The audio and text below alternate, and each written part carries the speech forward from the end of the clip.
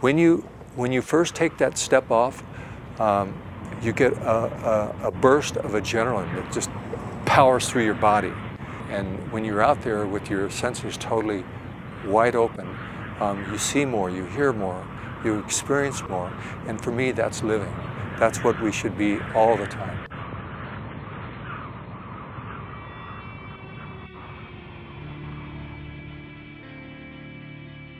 As a very young boy, I grew up around cops.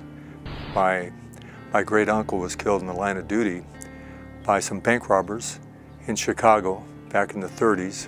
It was instilled in me at a very young age that there's a lot of injustice out there and somebody's got to make it right.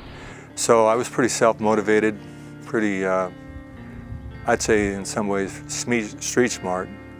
And right away I went into uniform. Once I got into my own beat, my own car, I began being very proactive and very aggressive in law enforcement.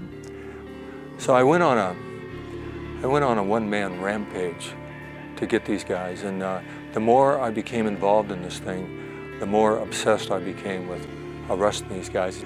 And at the time, I was young and I was strong, and I liked to fight, and I was good with my hands.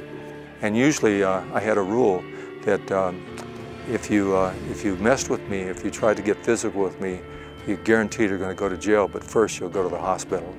And just about every time they did. I began to question everything, and I began to realize that this is total madness what I'm doing. This is totally insane. I mean, because you deal with this dark force, you deal with this dark energy, and you become it. I'd lost myself. I lost myself in this battle. You know, I mean, here I am trying to do something really good, and I became totally lost in it. I went to my doctor and I kind of said, hey doc, you know, something's happening right now. I'm telling him that at nighttime, you know, I'd wake up in the middle of a gun battle in my dreams or something, or in a horrific fight, and I'd wake up in the middle of the night with broken pieces of teeth in my mouth from grinding. He said, sounds like to me the stress of the job is killing you. One day some friends of mine called me up and said, hey Dave, you know, we're thinking about taking this sailboat and doing a South Pacific cruise to New Zealand, and we need an extra crew hand. Would you like to come along? And I go, wow, that sounds really cool. How long are you going to be gone? Yeah, we're probably about a year. Early one morning, I jumped on the sailboat. We were tied up at the docks in Mission Bay, and as we got underway and we're pulling out through the channel, I was standing there looking at the ocean all around me and looking at the land that was slowly starting to disappear. And I realized that this was going to be an adventure, more than just a sailing adventure. It was an adventure to find myself, find something that I had lost, and to try to make sense out of all the madness that I'd been involved in, try to make sense out of my life. The real frontier at that point, the realization that the real frontier for me was not only going to be moving into this whole new environment of water and ocean, but the environment of dealing with what I had become and where I'd been and what I'd done.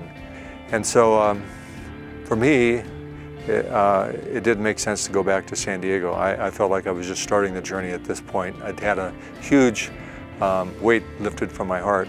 So I got off the boat and started walking. I walked for about 9 months and slept outside in the snow and the rain. And the whole time I was on this journey, I was trying to figure out what my life was all about. The walking was just, I don't know, it was kind of living in the extreme edge of life at that point, because I had no money, had no food, and I just kept pushing myself. So here I am now. I've been on the road for probably over 3 years, 35 countries. I've walked myself almost to death. I've gone through all these life experiences, all these different cultures, different languages, and I decided, yeah, I need to get back and kind of finalize this final phase of my journey, which was coming back home.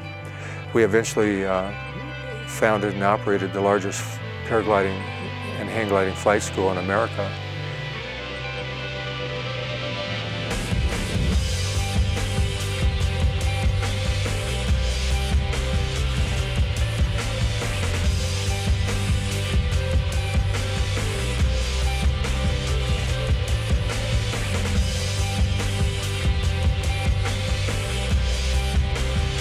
I mean, my whole life seemed to transition from being a street cop, dealing with all this dark energy, into a world where, I mean, nobody had a bad day.